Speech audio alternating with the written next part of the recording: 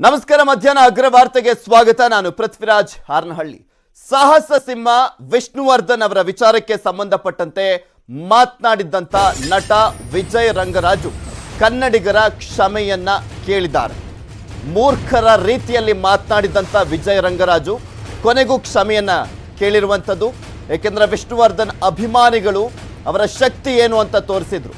ವಿಷ್ಣುವರ್ಧನ್ ಅವರ ಬಗ್ಗೆ ಅವಹೇಳನಕಾರಿಯಾಗಿ ಮಾತನಾಡಿದ್ದ ಈ ನಟ ವಿಜಯ್ ರಂಗರಾಜು ಕ್ಷಮಿಸಿ ಬಿಡಿ, ಬಾಯಿ ತಪ್ಪಿ ಮಾತನಾಡಿದ್ದೇನೆ ಅಂತ ಪರಿಪರಿಯಾಗಿ ಬೇಡ್ಕೊಂಡಿದ್ದಾನೆ. ಈ ನಟ ವಿಜಯ್ ರಂಗರಾಜು ನನ್ನನ್ನ ಮನ್ನಿಸಿ ಬಿಡಿ ಅಂತ ಕೈ ಮುಗಿದಿದ್ದಾನೆ. ವಿಜಯ್ ರಂಗರಾಜು 10 ಗೋಳಾಡಿ ಕ್ಷಮೆಯನ್ನ ಕೇಳಿದ್ದಾನೆ. ವಿಜಯ್ ರಂಗರಾಜು ಈ ನಟ ಈ ಒಂದು ಕ್ಷಮೆಯನ್ನ ಕೇಳೋದಕ್ಕೂ ಮುಂಚೆ ಮಾತನಾಡಿದ ಅವಹೇಳನಕಾರಿಯಾಗಿ. ಅಲ್ಲಿವರೆಗೂ ಕೂಡ ಇವನು ಯಾರು ಅಂತನೂ ಕೂಡ ಸರಿಯಾಗಿ ಗೊತ್ತಿರಲಿಲ್ಲ ಕರ್ನಾಟಕದ ಜನಕ್ಕೆ. ಈತ ತಾನು ಬಿಲ್ಡಪ್ ತಗೊಳ್ಳೋದಕ್ಕೆ ಹೋಗಿದ್ದ. ವಿಷ್ಣು ದಾದಾ ಅವರ ವಿಚಾರಕ್ಕೆ ಸಂಬಂಧಪಟ್ಟಂತೆ ಮಾತನಾಡಲಿಕ್ಕೆ ಹೋಗಿ ಚೆನ್ನಾಗಿ ರುಚಿ ತೋರಿಸ್ಲಿಕ್ಕೆ ಮುಂದಾಗಿದ್ರು. ಕನ್ನಡಿಗರ ಶಕ್ತಿ ಏನು ಅಂತ ತೋರಿಸ್ಲಿಕ್ಕೆ ಮುಂದಾಗಿದ್ರು ವಿಷ್ಣುವರ್ಧನ್ ಅವರ ಅಭಿಮಾನಿಗಳು, ಕನ್ನಡಿಗರು. ಅದರ ಪರಿಣಾಮ ಯಾವ ರೀತಿಯಾಗಿ ಆಗುತ್ತೆ ಅನ್ನೋದನ್ನ ಮೊದಲೇ ಅರ್ಥಕೊಂಡಿದ್ದಾನೆ ಈ ನಟ. ಈಗ ಫೈನಲಿ ಕ್ಷಮೆಯನ್ನ ಕೇಳಿದ್ದಾನೆ. ಸಾಹಸ ಸಿಂಹ ವಿಷ್ಣುವರ್ಧನ್ ಅವರ ತಂಟೆಗೆ ಬಂದ್ರೆ ಏನಾಗುತ್ತೆ ಅಂತ ತಿಳಿಸ್ಬಿಟ್ಟಿರೋರು ಕನ್ನಡಿಗರು, ಅಕಸ್ಮಾತ್ ಎಲ್ಲಾದ್ರೂ ಬಂದಿದ್ದಿದ್ರೆ ಕರ್ನಾಟಕಕ್ಕೆ. ಸೊ ಅದಕ್ಕೂ ಮುಂಚೆನೆ ಇವನು ತನ್ನ ಕ್ಷಮೆಯನ್ನ ಕೇಳಿದ್ದಾನೆ. ವಿಜಯ್ ರಂಗರಾಜು ಸಾಹಸ ಸಿಂಹ ವಿಷ್ಣುವರ್ಧನ್ ಅವರ ವಿಚಾರಕ್ಕೆ ಸಂಬಂಧಪಟ್ಟಂತೆ ಅವಹೇಳನಕಾರಿಯಾಗಿ ಮಾತನಾಡಿದ್ದ. ಸ್ಯಾಂಡಲ್ವುಡ್ ನಟರೆಲ್ಲರೂ ಕೂಡ ಈತನಿಗೆ ಚೆನ್ನಾಗಿ ಜಾಡಿಸಿದ್ರು. ಮೊದಲು ಕಲಾವಿದನಾಗಿ ಕಲಾವಿದರಿಗೆ ರೆಸ್ಪೆಕ್ಟ್ ಕೊಡುವಂತ ಕೆಲಸವನ್ನ ಮಾಡಪ್ಪ ಅಂತ ಹೇಳಿದ್ರು. ಸುದೀಪ್ ಸೇರಿದಂತೆ ಆಲ್ಮೋಸ್ಟ್ ಚಿತ್ರರಂಗದ ಜಗ್ಗೇಶ್ ಅವರಾಗಿರ್ಬೋದು, ಪುನೀತ್ ರಾಜ್ಕುಮಾರ್ ಅವರಾಗಿರ್ಬೋದು, ಇವರೆಲ್ಲರೂ ಕೂಡ ಎಚ್ಚರಿಕೆಯನ್ನ ಕೊಟ್ಟಿದ್ರು. ವಿಷ್ಣುವರ್ಧನ್ ಅಭಿಮಾನಿಗಳಂತೂ ಕೆಂಡ ಕಾರ್ತಾ ಇದ್ರು. ಬರ್ಲಿ ಅವನ್ ಯಾರು ವಿಜಯ್ ರಂಗರಾಜನ್ ಅಂತ ಏಕವಚನದಲ್ಲಿ ಎಲ್ಲ ಕಡೆನೂ ಕೂಡ ದೊಡ್ಡ ಮಟ್ಟದಲ್ಲಿ ಸಾಮಾಜಿಕ ಜಾಲತಾಣದಲ್ಲಿ ದೊಡ್ಡ ಮಟ್ಟದಲ್ಲಿ ವಿರೋಧ ವ್ಯಕ್ತವಾಗಿತ್ತು. ಸುದೀಪ್ ಅವರು ಈ ವಿಜಯ್ ರಂಗರಾಜು ಏನ್ ಮಾತನಾಡಿದ್ದ ಅದಕ್ಕೆ ತಕ್ಕ ಪ್ರತ್ಯುತ್ತರವನ್ನ ಕೊಟ್ಟಿದ್ರು, ತಿರುಗೇಟನ್ನ ಕೊಟ್ಟಿದ್ರು, ಎಚ್ಚರಿಕೆಯನ್ನ ಕೂಡ ನೀಡಿದ್ರು. ಏನ್ ಮಾತನಾಡಿದ್ರು ಕೆಚ್ಚ ಸುದೀಪ್ ಅನ್ನೋದನ್ನ ನೋಡೋಣ. ಅವನ್ ಮಾತಲ್ಲಿ ನೀವು ಇನ್ನೊಂದು ಹೇಳಿದ್ರಿ, ಅವ್ರನ್ನ ಹಂಗ ಇಟ್ಕೊಂಡಿದ್ವಿ, ಹಂಗ ಅಂದ್ಬಿಟ್ರಿ, ಇದು ಬೆಂಗಳೂರಲ್ಲ ಅದು ಇದು ಅಂತ ಏನೋ ವಾರ್ನ್ ಕೊಟ್ರಿ ಅಂತೆಲ್ಲ ಹೇಳ್ತಾ ಇದ್ರಿ. ಆ ಲೆವೆಲ್ಗೆ ಹೋಗ್ಬೇಡಿ ಸರ್. ಅಂಡ್ ವಾರ್ನಿಂಗಿಗೆಲ್ಲ ಎಳಿಬೇಡಿ. ಇಲ್ಲಿ ಯಾರು ಕೈಗಾಗದೇ ಇರೋದಿಲ್ಲ ಸರ್. ವಿಷ್ಣು ಸರ್ ಇದ್ದಲ್ಲೇ ಇರ್ಬೋದು ಸರ್. ಕೋಟಿ ಕೋಟಿ ಕೋಟಿ ಮಕ್ಕಳನ್ನ ಬಿಟ್ಟೋಗಿದ್ದಾರೆ. ಅವನ್ ಮಾತಲ್ಲಿ ನೀವು ಇನ್ನೊಂದು ಹೇಳಿದ್ರಿ, ಅವ್ರನ್ನ ಹಂಗ ಇಟ್ಕೊಂಡಿದ್ವಿ, ಹಂಗ ಅಂದ್ಬಿಟ್ರಿ, ಇದು ಬೆಂಗಳೂರಲ್ಲ ಅದು ಇದು ಅಂತ ಏನೋ ವಾರ್ನ್ ಕೊಟ್ರಿ ಅಂತೆಲ್ಲ ಹೇಳ್ತಾ ಇದ್ರಿ. ಆ ಲೆವೆಲ್ಗೆ ಹೋಗ್ಬೇಡಿ ಸರ್. ಅಂಡ್ ವಾರ್ನಿಂಗಿಗೆಲ್ಲ ಎಳಿಬೇಡಿ. ಇಲ್ಲಿ ಯಾರು ಕೈಗಾಗದೇ ಇರೋದಿಲ್ಲ ಸರ್. ವಿಷ್ಣು ಸರ್ ಇದ್ದಲ್ಲೇ ಇರ್ಬೋದು ಸರ್. ಕೋಟಿ ಕೋಟಿ ಕೋಟಿ ಮಕ್ಕಳನ್ನ ಬಿಟ್ಟೋಗಿದ್ದಾರೆ. ಈ ವಿಜಯ್ ರಂಗರಾಜು ಈ ಮೂರ್ಖ ಏನಂತ ಮಾತನಾಡಿದ ಅಂತ ನಿಮ್ಗೆಲ್ರಿಗೂ ಗೊತ್ತಾಗಿರ್ಬೋದು. ಬಟ್ ಅದಾದ್ಮೇಲೆ ಏನಂತ ಸಾರಿ ಕೇಳಿದ್ದಾರೆ ಅಂತ ನೋಡೋಣ. ನಾವು ವಿಷ್ಣುದಾದ ಬಗ್ಗೆ ತಪ್ಪು ಹಾಗೂ ಮಾತಾಡ್ತೀನಿ. ನಾನು ತಲೆ ಕೆಡಿಸಿ ಮಾತಾಡ್ತೀನಿ, ನಾನು ಕ್ಷಮಿಸ್ಬಿಡಿ. ಇವಾಗ ನಾವು ಕೊರೋನಾ ವ್ಯಾಧಿಯನ್ನು ಬಾಧಪಡ್తున్నాను. విష్ణుదాద ఫ్యాన్స్కి, విష్ణుదాద ఫ్యామిలీకి, అందరూ టాప్ స్టార్స్ పునీత్ రాజ్కుమార్ గారికి, సుదీప్ గారికి, ఉపేంద్ర గారికి అందరికీ వేడుకుంటున్నాను. నేను చేసింది చాలా తప్పు. ಕನ್ನಡ ಸ್ವಲ್ಪ ಬರುತ್ತೆ, ಅದಕ್ಕೆ ಸ್ವಲ್ಪ ತೆಲುಗಿನಲ್ಲಿ ಕೂಡ ಮಾತಾಡ್ತೀನಿ, ನನ್ನ ಕ್ಷಮಿಸ್ಬಿಡು. ವಿಷ್ಣುದಾದ ಬಗ್ಗೆ ನಾನು ಮಾತಾಡೋದು ತಪ್ಪು ತಪ್ಪು ತಪ್ಪು. ಬಿಟ್ಬಿಡಿ ಸ್ವಾಮಿ, ನನ್ನ ಹತ್ರ ದುಡ್ಡು ಇಲ್ಲ, ಏನು ಇಲ್ಲ, ನಾನು ಸ್ಮಾಲ್ ಕ್ಯಾರೆಕ್ಟರ್ಸ್ ಮಾಡ್ತೀನಿ, ನಾನು ಬಿಟ್ಬಿಡಿ ಸ್ವಾಮಿ. ವಿಷ್ಣುದಾದ ಬಗ್ಗೆ ನಾ ಮಾತಾಡೋದು ತಪ್ಪು ತಪ್ಪು ತಪ್ಪು. ಈ ಫ್ಯಾನ್ಸ್, ವಿಷ್ಣುದಾದ ಫ್ಯಾನ್ಸ್ ಅವರವರು ಎಲ್ಲರೂ ಕಾಲಿಗೆ ನಮಸ್ಕಾರ చేసి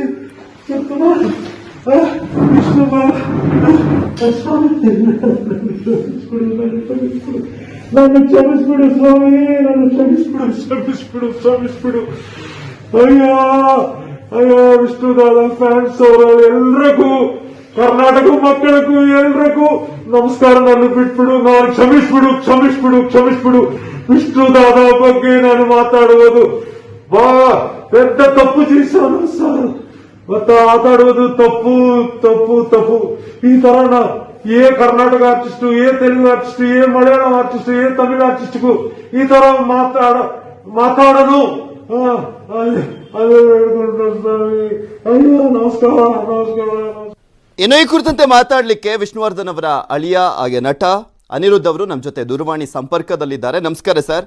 ನಮಸ್ತೆ ಸರ್, ವಿಜಯ್ ರಂಗರಾಜು ಮೂರ್ಖರ ರೀತಿಯಾಗಿ ಮಾತನಾಡಿದ್ರು. ಎಲ್ರಿಗೂ ಕೂಡ ಗೊತ್ತಿದೆ ವಿಷ್ಣುವರ್ಧನ್ ಅವರು ಏನು ಅಂತ. ಯಾವುದೋ ಒಂದು ನಾಯಿ ಬೊಗಳುತ್ತೆ ಅಂದ್ರೆ ದೇವಲೋಕ ಹಾಳಾಗೋದಿಲ್ಲ ಅಂತನೂ ಕೂಡ ಪ್ರತಿಯೊಬ್ಬರಿಗೂ ಕೂಡ ಗೊತ್ತಿದ್ದಂಥದ್ದು. ಆದ್ರೂ ಕೂಡ ಈತ ಮಾತನಾಡಿದ್ದು ಸಹಜವಾಗಿ ನೋವನ್ನ ಉಂಟು ಮಾಡಿತ್ತು. ಈ ರೀತಿಯಾಗಿ ಮಾತನಾಡಬೇಕಾಗಿತ್ತ ಅಂತ ಈಗ ಫೈನಲಿ ಕ್ಷಮೆಯನ್ನ ಕೇಳಿದ್ದಾರೆ. ಏನ್ ಹೇಳ್ತೀರಾ ಸರ್? ಸಂತೋಷ. ಯಾಕಂದ್ರೆ ನಿಜವಾಗ್ಲೂ ತುಂಬಾನೇ ದುಃಖ ಆಗಿತ್ತು, ನಮ್ಮೆಲ್ರಿಗೂ ತುಂಬಾ ನೋವು ಆಗಿತ್ತು. ಎಸ್.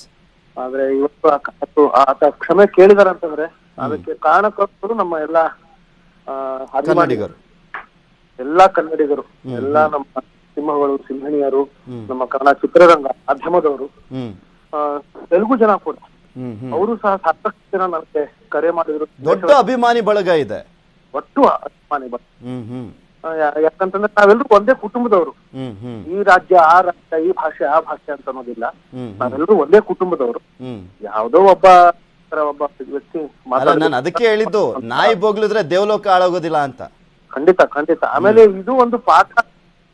ಈ ತರದ ಒಂದು ಮಾನಸಿಕತೆ ಇರತಕ್ಕಂತ ವ್ಯಕ್ತಿಗಳಿಗೆ ಇದು ಒಂದು ಪಾಠ. ಕೋಟ್ಯಾಂತರ ಅಭಿಮಾನಿಗಳಿದ್ದಾರೆ ಸರ್ ವಿಷ್ಣುವರ್ಧನ್ ಅವರದ್ದು. ಅವ್ರ ಮನೆಯಲ್ಲಿ ಫೋಟೋ ಇಟ್ಟು ಪೂಜೆ ಮಾಡ್ತಾರೆ. ಅಂತವ್ರ ಬಗ್ಗೆ ಏನು, ಅವ್ರ ಕ್ಯಾರೆಕ್ಟರ್ ಏನು ಅಂತ ಪ್ರತಿಯೊಬ್ಬರಿಗೂ ಕೂಡ ಗೊತ್ತಿರುವಂತದ್ದು. ಅಂತವ್ರ ಬಗ್ಗೆ ಕ್ಷುಲ್ಲಕವಾಗಿ ಮಾತನಾಡಬೇಕಾದ್ರೆ ಒಂದ್ಸಲಿ ತಿರುಗಿ ನೋಡ್ಬೇಕು, ಹೇಗಿದ್ದಾರೆ ಅವರ ಅಭಿಮಾನಿಗಳು ಅಂತ. ಖಂಡಿತ. ಈ ವಿಜಯ್ ರಂಗರಾಜು ಯಾರು ಅಂತನೂ ಕೂಡ ಗೊತ್ತಿರಲಿಲ್ಲ ನಮ್ಮ ಕನ್ನಡಿಗರಿಗೆ. ಈ ವ್ಯಕ್ತಿ ಈ ರೀತಿಯಾಗಿ ಮಾತನಾಡ್ಲಿಕ್ಕೂ ಮುಂಚೆ ಇವ್ರ ತೆವಲಿಗೆ ಈತ ಫೇಮಸ್ ಆಗ್ಲಿಕ್ಕೋಸ್ಕರ ಮಾತನಾಡಿದ್ದು ಈಗ ಗೊತ್ತಾಗಿದೆ ಏನಾಯ್ತು ಅಂತ.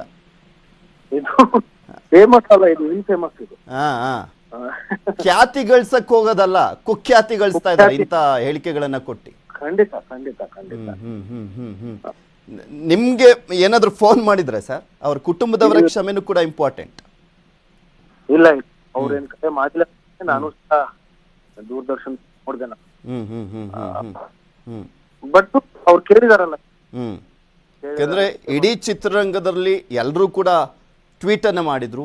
ಸುದೀಪ್ ಅವರು ಬೈಟ್ ಅನ್ನ ಕೂಡ ಕೊಟ್ಟಿದ್ರು, ಆಕ್ರೋಶವನ್ನ ವ್ಯಕ್ತಪಡಿಸಿದ್ರು. ಸುಮ್ನೆ ಬೆಂಕಿ ಹಚ್ಚೋ ಕೆಲಸ ಮಾಡಬೇಡಿ. ಯಾಕೆಂದ್ರೆ ಅವರ ಚಿತ್ರರಂಗದವರೇ ಸಪೋರ್ಟ್ ಮಾಡಲ್ಲ, ಅವರೇ ಕ್ಯಾಕ್ರ ಸುಗಿತಾರೆ ಇಂಥ ವಿಚಾರಗಳ ಬಗ್ಗೆ ಮಾತನಾಡಿದ್ರೆ. ಫೈನಲಿ ಎಲ್ಲೋ ಒಂದ್ ಕಡೆ ಈ ರೀತಿಯಾಗಿ ಕೇಳಿದ್ರೆ ಅಟ್ಲೀಸ್ಟ್ ಆ ವ್ಯಕ್ತಿನ ಕ್ಷಮಿಸ್ಬಿಡುವಂತವ್ರು, ಅಂತ ವಿಶಾಲ ಹೃದಯದವರು ನಮ್ಮ ಕನ್ನಡಿಗರು. ಹೌದು. ಕ್ಷಮೆ ಕೇಳ್ತಾರಲ್ಲ, ಊರಿ ಹೇಳಿದಾರ. ಹಾಗಾಗಿ ಕ್ಷಮಿಸ್ತಾರೆ. ಆದ್ರೆ ಈ ತರದ ವಿಷಯಗಳು, ಈ ತರದ ಮಾತು ಯಾರು ಆಡಬಾರ್ದು. ಇದು ಬೇಜವಾಬ್ದಾರಿ. ಧೀಮಂತರ ಬಗ್ಗೆ, ದಿಗ್ಗಜರ ಬಗ್ಗೆ, ಹಿರಿಯರ ಬಗ್ಗೆ, ಕಲಾವಿದ್ರ ಬಗ್ಗೆ ಕಲಾವಿದರಿಗೆ ರೆಸ್ಪೆಕ್ಟ್ ಇರ್ಬೇಕು ಫಸ್ಟ್ ಆಫ್ ಆಲ್. ಖಂಡಿತ. ಈ ತರ ಆಡೋದು ದುಃಖೋದು ತುಂಬಾ ಶೋಕ. Okay, thank you so much sir News 18 ಜೊತೆ ಮಾತನಾಡಿದ್ದಕ್ಕೆ. ವಿಷ್ಣುದಾದ ಬಗ್ಗೆ ತಪ್ಪು ಆಗ ಮಾತಾಡ್ತೀನಿ, ನಾನು ತಲೆ ಕೆಡಿಸಿ ಮಾತಾಡ್ತೀನಿ, ನಾನು ಕ್ಷಮಿಸ್ಬಿಟ್ಟು. ಇವಾಗ ನಾವು ಕರೋನಾ వ్యాధివల్ల బాధపడుతున్నాను. విష్ణుదాద ఫ్యాన్స్కి, విష్ణుదాద ఫ్యామిలీకి, అందరూ టాప్ స్టార్స్ పునీత్ రాజ్ కుమార్ గారికి, సుదీప్ గారికి, ఉపేంద్ర గారికి అందరికీ వేడుకుంటున్నాను. నేను చేసింది చాలా తప్పు. ಕನ್ನಡ ಸ್ವಲ್ಪ ಬರುತ್ತೆ, ಅದಕ್ಕೆ ಸ್ವಲ್ಪ ತೆಲುಗಿನಲ್ಲಿ ಕೂಡ ಮಾತಾಡ್ತೀನಿ, ನನ್ನ ಕ್ಷಮಿಸ್ಬಿಡು. ವಿಷ್ಣುದಾದ ಬಗ್ಗೆ ನಾನು ಮಾತಾಡೋದು ತಪ್ಪು ತಪ್ಪು ತಪ್ಪು. ಬಿಟ್ಬಿಡಿ ಸ್ವಾಮಿ, ನನ್ನ ಹತ್ರ ದುಡ್ಡು ಇಲ್ಲ, ಏನು ಇಲ್ಲ, ನಾನು ಸ್ಮಾಲ್ ಕ್ಯಾರೆಕ್ಟರ್ಸ್ ಮಾಡ್ತೀನಿ. ನಾನು ಬಿಟ್ಬಿಡಿ ಸ್ವಾಮಿ. ವಿಷ್ಣುದಾದ ಬಗ್ಗೆ ನಾವು ಮಾತಾಡೋದು ತಪ್ಪು ತಪ್ಪು ತಪ್ಪು. ಈ ಫ್ಯಾನ್ಸ್, ವಿಷ್ಣುದಾದ ಫ್ಯಾನ್ಸ್ ಅವರವರು ಎಲ್ಲರೂ ಕಾಲಿಗೆ ನಮಸ್ಕಾರ చేసి ವಿಷ್ಣು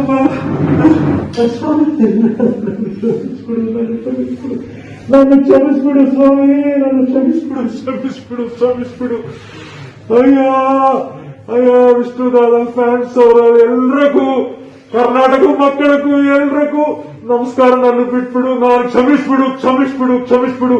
ವಿಷ್ಣುದಾದ ಬಗ್ಗೆ ನಾನು ಮಾತಾಡುವುದು పెద్ద తప్పు చేశాను సార్. మాట్లాಡುವುದು ತಪ್ಪು ತಪ್ಪು ತಪ್ಪು. ಈ ತರ ఏ కర్ణాటక ఆర్టిస్ట్, ఏ తెలుగు ఆర్టిస్ట్, ఏ మలయాళం ఆర్టిస్ట్, ఏ తమిళ ఆర్టిస్ట్కు ఈ ತರ మాట్లాడను. అదే అయ్యో నమస్ಕಾರ. ಕೋಟ್ಯಾಂತರ ಅಭಿಮಾನಿಗಳ ಹೃದಯದಲ್ಲಿ ಅಜರಾಮರವಾಗಿರುವಂತಹ ವಿಷ್ಣುವರ್ಧನ್ ಅವರ ವಿಚಾರಕ್ಕೆ ಸಂಬಂಧಪಟ್ಟಂತೆ ಮಾತನಾಡಿದಂಥ ಆ ಮೂರ್ಖನಿಗೆ ಈಗ ಬುದ್ಧಿ ಬಂದಿದೆ, ಕ್ಷಮೆಯನ್ನ ಕೇಳಿದ್ದಾನೆ. ಸೊ ಸಾಕಷ್ಟು ಕನ್ನಡಿಗರು ಆಕ್ರೋಶವನ್ನ ಹೊರಹಾಕಿದ್ರು, ಬುದ್ಧಿಯನ್ನ ಕಲಿಸ್ತೀವಿ ಅಂತ ಕೂಡ ಹೇಳಿದ್ರು. ಸೊ ಅದರ ಕಿಚ್ಚು ಯಾವ ರೀತಿಯಾಗಿತ್ತು, ಅದಾದ್ಮೇಲೆ ಆತ ಈಗ ಕ್ಷಮೆಯನ್ನ ಕೇಳಿದ್ದಾನೆ. ಕನ್ನಡಿಗರು ಕ್ಷಮಿಸ್ತಾರೆ, ಅದರಲ್ಲಿ ನೋ ಡೌಟ್. ಮತ್ತಷ್ಟು ಮಾಹಿತಿಯನ್ನು ನಿಮ್ಮ ಮುಂದೆ ಇಡ್ತಾ ಹೋಗ್ತೀನಿ, ಒಂದು ಚಿಕ್ಕ ಬ್ರೇಕ್ ಆದ್ಮೇಲೆ.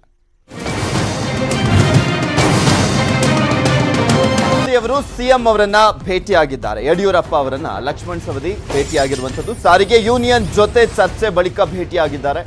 ಯಾವ ಬೇಡಿಕೆ ಈಡೇರಿಸಬಹುದು ಅಂತ ಚರ್ಚೆಯನ್ನ ಮಾಡ್ತಾ ಇದ್ದಾರೆ ಸವದಿ ಅವರು. ಆ ಸಭೆಯಲ್ಲಿ ಆದಂತಹ ವಿಚಾರಗಳನ್ನ ಮುಖ್ಯಮಂತ್ರಿಗಳ ಮುಂದಿಟ್ಟಿರುವಂಥದ್ದು. ಯೂನಿಯನ್ ಬೇಡಿಕೆಗಳ ಬಗ್ಗೆ ಸಮಾಲೋಚನೆಯನ್ನ ಮಾಡ್ತಾ ಇದ್ದಾರೆ. ಸಿಎಂ ಜೊತೆ ಚರ್ಚಿಸಿ ನಿರ್ಧಾರವನ್ನ ಪ್ರಕಟವನ್ನ ಮಾಡಲಾಗುತ್ತೆ. ಬಂದ್ಗೆ ಇವತ್ತಾದ್ರೂ ಬೀಳುತ್ತಾ ತೆರೆ ಅನ್ನೋದನ್ನ ಕಾದ್ ನೋಡ್ಬೇಕಾಗಿದೆ. ಒಂದಂತೂ ಸ್ಪಷ್ಟ, ಇವರು ಆ ಸಾರಿಗೆ ನೌಕರರನ್ನ ಸರ್ಕಾರಿ ನೌಕರರನ್ನಾಗಿ ಅಂತೂ ಮಾಡಲ್ಲ. ಆ ಒಂದು ಬೇಡಿಕೆ ಅಂತೂ ಈಡೇರೋದು ಡೌಟು. ಅದನ್ನ ಬಿಟ್ಟು ಉಳಿದಂತ ಬೇಡಿಕೆಗಳನ್ನ ಈಡೇರಿಸ್ತೀವಿ ಅಂತ ಹೇಳಿದ್ರು ಕೂಡ ಸಾರಿಗೆ ನೌಕರರು ಅದನ್ನ ಒಪ್ಕೊಳ್ತಾರಾ ಅನ್ನೋದಕ್ಕೆ ಉತ್ತರ ಸಿಗಬೇಕಾಗಿದೆ. ನೋಡೋಣ ಏನಾಗುತ್ತೆ ಅಂತ. ಮೋಸ್ಟ್ ಪ್ರಾಬಬಲಿ ಲಕ್ಷ್ಮಣ್ ಸವದಿ ಅವರನ್ನ ಈಗ ಪ್ರತಿಭಟನೆ ಮಾಡ್ತಾ ಇರುವಂತ ನೌಕರರ ಸಂಘದವರು ಭೇಟಿ ಆಗುವವರೆಗೂ ಕೂಡ ಇದಕ್ಕೆ ತೆರೆ ಬೀಳುವಂಥದ್ದು ಡೌಟೇ ಅಂತ ಕಾಣಿಸುತ್ತೆ. ಒಂದು, ಲಕ್ಷ್ಮಣ ಸವದಿ ಅವರು ಅಲ್ಲಿ ಹೋಗ್ಬೇಕು, ಇಲ್ಲ ಇಲ್ಲಿರುವಂತಹ ಹೋರಾಟ ಮಾಡ್ತಿರುವಂತವರು ಲಕ್ಷ್ಮಣ ಸವದಿ ಅವರ ಬಳಿ ಹೋಗ್ಬೇಕು. ಇದ್ರ ಬಗ್ಗೆ ಮತ್ತಷ್ಟು ಡೀಟೇಲ್ಸ್ ಅನ್ನ ನೀಡ್ತಾರೆ ನಮ್ಮ ಪ್ರತಿನಿಧಿ ಕೃಷ್ಣ, ದೂರವಾಣಿ ಸಂಪರ್ಕದಲ್ಲಿದ್ದಾರೆ. ಎಸ್ ಕೃಷ್ಣ, ಸಿಎಂ ಅವರನ್ನ ಭೇಟಿಯಾಗ್ಲಿಕ್ಕೆ ಹೋಗಿದ್ದಾರೆ ಸವದಿ ಅವರು. ಏನಾಗ್ಬೋದು ಅನ್ಸುತ್ತೆ, ಏನ್ ಚರ್ಚೆ ಮಾಡ್ತಾರೆ, ಏನಂತ ತೀರ್ಮಾನ ಆಗಿರುವಂತದ್ದು ಸಭೆಯಲ್ಲಿ? ಪೃಥ್ವಿರಾಜ್, ಈಗಾಗಲೇ ಪ್ರಮುಖವಾಗಿ ಏನಂತಂದ್ರೆ ಸಾರಿಗೆ ನೌಕರರ ಬೇಡಿಕೆಗಳೇನಿದಾವೆ ಅದನ್ನೆಲ್ಲವನ್ನು ಕೂಡ ಮುಖಂಡರುಗಳ ಜೊತೆ ಚರ್ಚೆನ ಮಾಡಿದ್ದಾರೆ ಪ್ರಮುಖವಾಗಿ ಸವದಿ ಅವರು. ಅದಾದ ಬಳಿಕವಾಗಿ ಏನೆಲ್ಲ ಬೇಡಿಕೆಗಳನ್ನ ಪಟ್ಟಿಯನ್ನ ಕೊಟ್ಟಿದ್ದಾರೆ ಅದನ್ನೆಲ್ಲ ರೆಡಿ ಮಾಡ್ಕೊಂಡು ಈಗ ಅಧಿಕಾರಿಗಳ ಜೊತೆಗೂ ಕೂಡ ಚರ್ಚೆನ ಮಾಡಿದ್ದಾರೆ. ಯಾವೆಲ್ಲ ಬೇಡಿಕೆಗಳನ್ನ ಈಡೇರಿಸಬಹುದು, ಒಂದ್ ವೇಳೆ ಈಡೇರಿಸಿದ್ರೆ ಯಾವೆಲ್ಲ ಎಷ್ಟು ಅಮೌಂಟ್ ಆಗ್ಬೋದು, ಅದಕ್ಕೆ ಎಷ್ಟು ಹಣಕಾಸು ಖರ್ಚಾಗುತ್ತೆ ಅನ್ನೋದು, ಅದೆಲ್ಲದ್ರ ಬಗ್ಗೆ ಈಗ ವಿವರಣ ಪಡ್ಕೊಂಡು ಈಗ ಮುಖ್ಯಮಂತ್ರಿ ಬಿ ಎಸ್ ಯಡಿಯೂರಪ್ಪನವರ ಜೊತೆಗೆ ಚರ್ಚೆ ಮಾಡೋದಕ್ಕೆ ಈಗ ಸವದಿ ಅವರು ತೆರಳಿರುವಂತದ್ದು. ಈಗಾಗಲೇ ಮುಖ್ಯಮಂತ್ರಿಗಳ ಜೊತೆಗೂ ಕೂಡ ಮಹತ್ವದ ಚರ್ಚೆಯನ್ನ ಮಾಡ್ತಿದ್ದಾರೆ ಲಕ್ಷ್ಮಣ್ ಸವದಿ ಅವರು. ಯಾವೆಲ್ಲ ಬೇಡಿಕೆಗಳನ್ನ ಈಡೇರಿಸಬಹುದು ಅನ್ನುವಂಥದ್ದು ಪ್ರಮುಖವಾಗಿ ಈಗಾಗಲೇ ಸಾರಿಗೆ ನೌಕರರು ಒತ್ತಾಯ ಮಾಡಿರುವಂತದ್ದು ಸರ್ಕಾರಿ ನೌಕರರಾಗಿ ಘೋಷಣೆ ಮಾಡ್ಬೇಕು ಅನ್ನುವಂಥದ್ದು. ಅದನ್ನ ಇಂದಿನ ಸಭೆಯಲ್ಲೂ ಕೂಡ, ಅಂದ್ರೆ ಸಾರಿಗೆ ನೌಕರರ ಮುಖಂಡರುಗಳ ಸಭೆಯಲ್ಲೂ ಕೂಡ ಅದನ್ನ ತಳ್ಳಿ ಹಾಕಿದ್ದಾರೆ. ಯಾವುದೇ ಕಾರಣಕ್ಕೂ ಕೂಡ ಆ ಒಂದು ಬೇಡಿಕೆಯನ್ನ ಈಡೇರಿಸಲು ಸಾಧ್ಯ ಇಲ್ಲ ಅನ್ನೊಂದು ಸ್ಪಷ್ಟ ಸಂದೇಶವನ್ನ ಅಲ್ಲಿ ಸಭೆಯಲ್ಲಿ ಕೊಟ್ಟಿರುವಂತದ್ದು. ಇನ್ನು ಉಳಿಕೆ ಬೇರೆ ಬೇರೆ ಪ್ರಮುಖವಾಗಿ ಅಂದ್ರೆ ವೇತನ ಹೆಚ್ಚಳ ಆಗಿರುವಂತದ್ದು ಆಗಿರ್ಬೋದು, ಮತ್ತೆ ಕೋವಿಡ್ ನಿಂದ ಮೃತಪಟ್ಟಂತವರಿಗೆ 30 ಲಕ್ಷ ಪರಿಹಾರ ಆಗಿರ್ಬೋದು, ಮತ್ತೆ ವಿಶೇಷವಾದಂತ ಸೌಲಭ್ಯ, ಹೀಗೆ ಏನೆಲ್ಲ ಬೇಡಿಕೆಗಳ ಪ್ರಸ್ತಾವನೆಯನ್ನ ಕೊಟ್ಟಿದ್ದಾರೆ ಅದರ ಬಗ್ಗೆ ಈಗ ಸವದಿ ಅವರು ಮುಖ್ಯಮಂತ್ರಿಗಳ ಜೊತೆ ಚರ್ಚೆನ ಮಾಡ್ತಿದ್ದಾರೆ. ಮುಖ್ಯಮಂತ್ರಿಗಳು ಕೂಡ ಸಂಪೂರ್ಣವಾಗಿ ಆ ಒಂದು ವಿಚಾರಗಳನ್ನ ಅಂದ್ರೆ ಬೇಡಿಕೆಗಳನ್ನ ಅವಲೋಕಿಸುವ ಒಂದು ಕೆಲಸವನ್ನ ಮಾಡ್ತಿದ್ದಾರೆ. ಈಗಾಗಲೇ ಮುಖ್ಯಮಂತ್ರಿ ಬಿ ಎಸ್ ಯಡಿಯೂರಪ್ಪನವರು ಲಕ್ಷ್ಮಣ್ ಸವದಿ ಅವರಿಗೂ ಕೂಡ ಒಂದು ಸೂಚನೆಯನ್ನ ಕೊಟ್ಟಿದ್ರು. ಜೊತೆಗೆ ಏನಂತಂದ್ರೆ ಈಗಾಗಲೇ ಯೂನಿಯನ್ ಮುಖಂಡರುಗಳು ಏನು ಸಭೆಗೆ ಬಂದಿದ್ದಾರೆ ಅವರ ಜೊತೆಗೂ ಕೂಡ ಮುಖ್ಯಮಂತ್ರಿಗಳು ಖುದ್ದು ಫೋನ್ ಮಾಡಿ ನಾಳಿನ ಸಭೆಗೆ ನೀವು ಕೂಡ ಹೋಗ್ಬೇಕು ಅನ್ನೋ ಒಂದು ಮಾತನ್ನ ನಿನ್ನೆ ಮುಖ್ಯಮಂತ್ರಿಗಳು ಆ ಒಂದು ಮುಖಂಡರುಗಳಿಗೆ ಹೇಳಿದ್ರು. ಆ ಮುಖ್ಯಮಂತ್ರಿಗಳ ಮಾತಿನಂತೆ ಇವತ್ತು ಮುಖಂಡರುಗಳು ಬಂದು ಒಂದು ಮನವಿಯನ್ನ ಕೊಟ್ಟಿದ್ದಾರೆ. ಈಗ ಮನವಿಯನ್ನ ತೆಗೆದುಕೊಂಡು ಲಕ್ಷ್ಮಣ ಸವದಿ ಅವರು ಮುಖ್ಯಮಂತ್ರಿಗಳ ಜೊತೆ ಚರ್ಚೆ ಮಾಡ್ತಿದ್ದಾರೆ. ಇನ್ನೇನು ಕೆಲವೇ ಕ್ಷಣಗಳಲ್ಲಿ ಮುಖ್ಯಮಂತ್ರಿಗಳ ಜೊತೆ ಚರ್ಚೆ ಮಾಡಿ ಅಂತಿಮವಾದಂತ ಒಂದು ನಿರ್ಧಾರವನ್ನ ಪ್ರಕಟ ಮಾಡುವಂತ ಸಾಧ್ಯತೆ ಇದೆ. ಈ ಒಂದು ನಿರ್ಧಾರದ ಮೇಲೆ ಬಹಳಷ್ಟು ಕುತೂಹಲ ಮೂಡಿಸಿದೆ. ಮತ್ತೆ ಸಾರಿಗೆ ಪ್ರತಿಭಟನಾ ನಿರತ ಸಾರಿಗೆ ನೌಕರರು ಕೂಡ ಯಾವ ರೀತಿಯಾದಂತಹ ನಿರ್ಧಾರವನ್ನು ಕೂಡ ಕೈಗೊಳ್ತಾರೆ ಅನ್ನೋದು ಕೂಡ ಈ ಒಂದು ಸಾರಿಗೆ ಲಕ್ಷ್ಮಣ ಸವದಿ ಅವರ ನಿರ್ಧಾರದಿಂದ ಗೊತ್ತಾಗುತ್ತೆ. ಓಕೆ, ಥ್ಯಾಂಕ್ ಯು ಕೃಷ್ಣ ನಿಮ್ಮೆಲ್ಲ ಡೀಟೇಲ್ಸ್ಗಾಗಿ. ಕೋಡಿಹಳ್ಳಿ ಚಂದ್ರಶೇಖರ್ ವಿರುದ್ಧ ಅನಂತ ಸುಬ್ಬರಾವ್ ಅವರು ಆಕ್ರೋಶವನ್ನ ಹೊರಹಾಕಿದ್ದಾರೆ. ದೀಪ ಆರುವ ಮುನ್ನ ಜೋರಾಗಿ ಉರಿಯುತ್ತೆ. ನೋಟಿಸ್ ಕೊಡದೆ ಪ್ರತಿಭಟನೆ ಹೇಗೆ ಮಾಡ್ತಾರೆ? ಪ್ರತಿಭಟನೆ ಮಾಡ್ತಿರುವಂತವರು ನಮ್ಮ ಯೂನಿಯನ್ನವರಲ್ಲ, ಯಾರೋ ಮೂರನೇ ವ್ಯಕ್ತಿಯ ಬಗ್ಗೆ ನಾವ್ಯಾಕೆ ತಲೆ ಕೆಡಿಸ್ಕೊಳ್ಳಿ, ಎಷ್ಟು ದಿನ ಪ್ರತಿಭಟನೆ ಮಾಡ್ತಾರೋ ನೋಡೋಣ ಅಂತ ಹೇಳಿರುವಂಥದ್ದು. ಸಿಎಂ ನನ್ನ ಜೊತೆ ಮಾತನಾಡಿದ್ದಾರೆ. ಕೋಡಿಹಳ್ಳಿ ಚಂದ್ರಶೇಖರ್ ಅವರನ್ನ ಏನ್ ಮಾಡ್ತೀರಾ ಅಂತ ಕೇಳಿದ್ರು ಅಂತ ಕೋಡಿಹಳ್ಳಿ ವಿರುದ್ಧ ಅನಂತ ಸುಬ್ಬರಾವ್ ಅವರು ವಾಗ್ದಾಳಿಯನ್ನು ಮಾಡಿದ್ದಾರೆ. ಬೇರೆಯವರು ಯಾರು ಬಂದಿದ್ರು, ನೀವು ಸ್ಟ್ರೈಕ್ ಕರೆದು ನಾವು ಬೆಂಬಲ ಕೊಡ್ತೀವಿ. ಮುಂಚೂಣಿ ಬಂದ ಹಿಂದಿಲ್ಲ, ನೀವು ಸ್ಟ್ರೈಕ್ ಎಲ್ಲಿವರೆಗೂ ಮಾಡ್ತೀರೋ ಅಲ್ಲಿವರೆಗೂ ನಾವು ಗಾಡಿ ಬಹಳ ಕ್ಲಾರಿಟಿ ಇದೆ. ನಮಗೆ ತೊಂದರೆ ವೇಜ್ ಡಿಸ್ಪಾರಿಟಿ ಹೇಗೆ ಹೆಣ್ಣು ಮಾಡೋದು. ಈಗ ಅವ್ರು ಬರ್ತಾರೆ